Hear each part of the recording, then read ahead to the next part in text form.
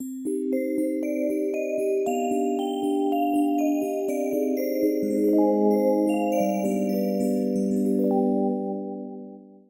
welcome to another Woohoo Wednesday. I'm Little Woo, and I'm here to answer another existential life question. This week's question is how to reinvent yourself later in life. And they also further commented, there are new ways, currents, technologies, and communication tools that an elder needs to adapt to if they want to stay in the game.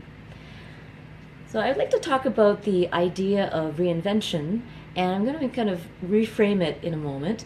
But the first kind of early example that I can think of is when we're growing up in school. We're always in the state of reinvention, and we go through different identities and clothing styles and value systems and beliefs when we're growing up because we're trying to figure out who we are and what we believe in.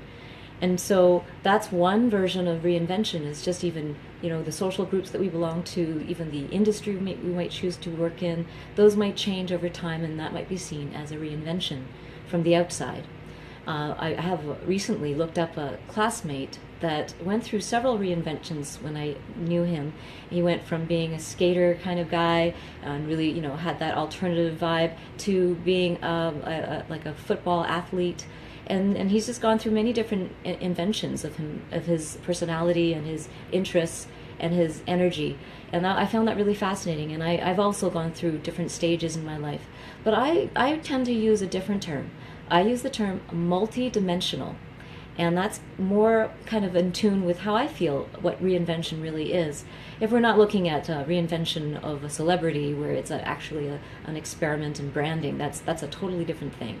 But in life, when some person goes through a major change, and in appearance, in what they do for work, and in their value set or in their personality, it's not so much a false reinvention or a kind of a experiment in presenting themselves a certain way. I really believe that it's about being multidimensional, that you have many different sides and facets to your being in this lifetime.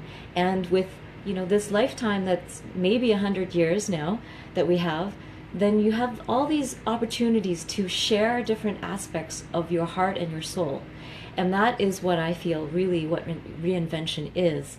And so as we age, which is part of the question, how do you stay fluid and keep evolving that way? Because it is a form of evolution and it's a form of expression. And I have a couple of different practices that I recommend to help you stay fluid.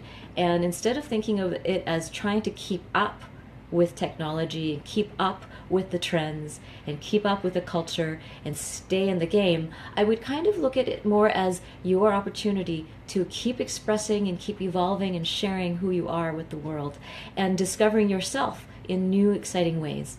So there's 4 things that you can practice that I'm going to share today, and one is to first embrace change as a natural part of your evolution, and to actually seek it and listen to your heart. Listen for indications that you want to turn right, turn left in your life, and implement these changes as your heart guides you, so that you're not listening to changes coming through forced calamity or health reasons that force you to change, or disasters that cause change, but more that you're actually proactively looking for different ways of being in the world and adapting because you're interested.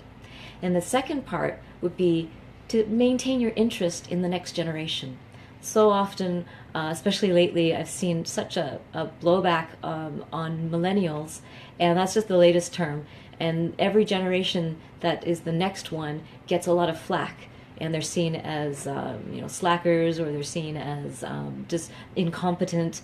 And I think that perspective makes a person age when they start to see the youth as being less than or somehow not good enough.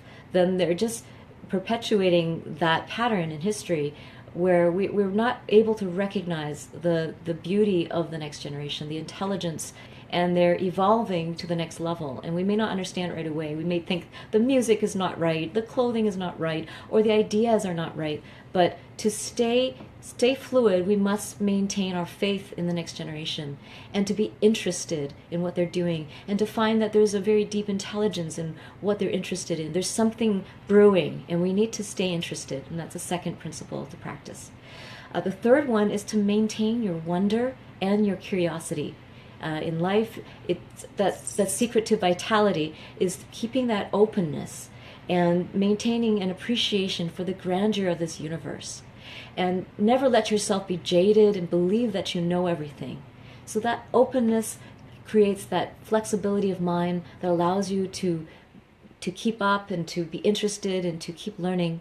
And a closed mind is a form of true aging. When you start to really age is when you start feeling like you know everything, or that all your opinions are correct, and that you're no longer open to transforming or learning. The last thing I would suggest is to keep investing in your passions. Keep studying, keep experimenting.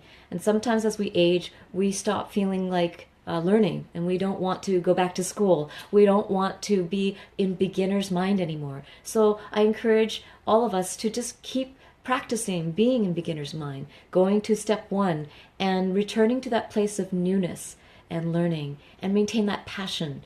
And always invest in it, because often we feel like, well, we already know what we know, and that's it, and we stop learning. So I would say keep studying, keep taking courses, take workshops, keep finding new mentors, and be humble enough to maintain that fluidity. So these are some tips to help you through your evolution and expression even as you age, and I hope that you find a fun way to keep doing that, and that helps you stay young.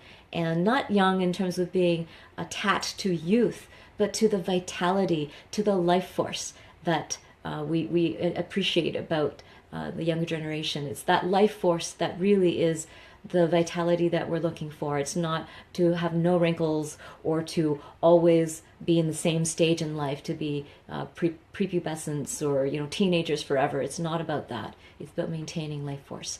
So I hope this helped this week. Please join me again next Wednesday for another woohoo question. And send me your questions by Facebook or by email, treasures@littlewoo.org. And if there's something that you'd like to work with me on in your personal evolution, I do private sessions as well. You can find out more about that on my website, littlewoo.org. And I look forward to seeing you next week. Thank you so much for tuning in.